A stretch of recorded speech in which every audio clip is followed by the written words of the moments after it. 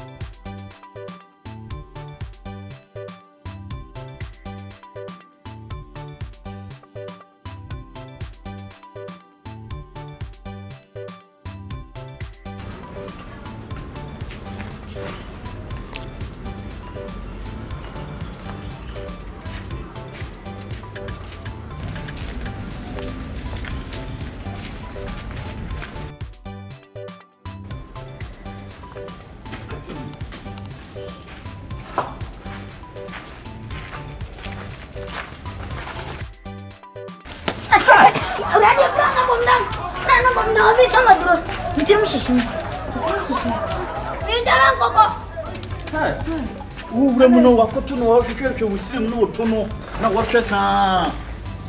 minini pia hamyam hyiase me pa oni nenam David anyo oni sister nenam me ko na biase ko bi nanti wakora keto akoto hwehwe osa akora wi yo buye wakora nti wo yakora bone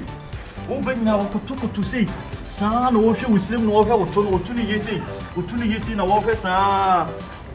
mi pia no smiyam hyiase me pa na hwa ne tire ho minim so ne nenam enam kura ba saa mu ade akora wi mo wa five no so chanu o mani ko fie ko owu ko be bi ma owu tu obeto